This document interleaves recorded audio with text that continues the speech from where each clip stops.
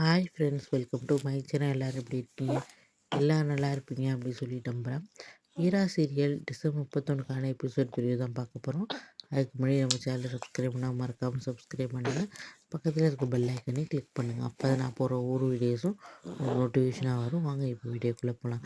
என்ன நடக்குதுன்னு பார்த்தீங்கன்னா வீராவுக்கு கையில் ஏதோ அடிபட்டிருக்கு. அதை பார்த்துட்டு நம்ம கண்மணி கேட்குறாங்க, என்ன வீரா ஏதோ அடிபட்டிருக்கே அப்படின்னு சொல்லிட்டு கேட்குறாங்க.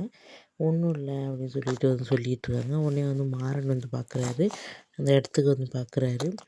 அப்போ பார்த்து என்ன அது அடிபட்டு ஏதோ வம்பிழுத்துட்டு வந்தியா அப்படின்னு சொல்லிட்டு கேட்குறாங்க. அப்படிலாம் இல்லை அப்படின்னு சொல்கிறாங்க.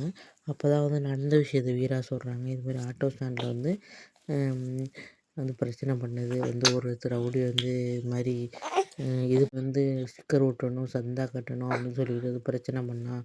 அதான் அவனை அடியே கொடுத்தேன். அப்போ பிரச்சனை ஆகிட்டேன் அப்படின்னு சொன்னாங்க.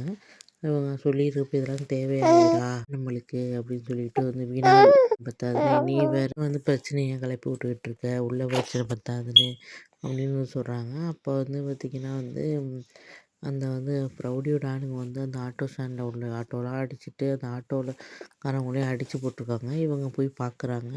என்னென்ன ஆச்சு அப்படின்னு சொல்லி கேட்குறாங்க. இது மாதிரி அவங்க ஆளுங்க அடித்து போட்டாங்கம்மா அப்படின்னு சொல்கிறாங்க. சொன்னோன்னே வீரா எம்எல்ஏ மூலியமாக பண்ணி அந்த பிரச்சனையை சரி பண்ணுறாங்க.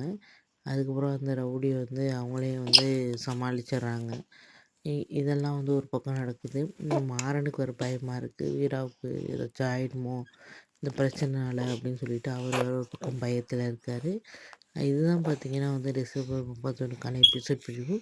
நெக்ஸ்ட் என்ன நடக்குது நெக்ஸ்ட் வீடியோ பார்க்கலாம் ஃப்ரெண்ட்ஸ். மறக்காமல் நம்ம சேனல் சப்ஸ்கிரைப் பண்ணால் பக்கத்தில் பெல் ஐக்கானே கிளிக் பண்ணுங்கள். ஓகே, பாய்.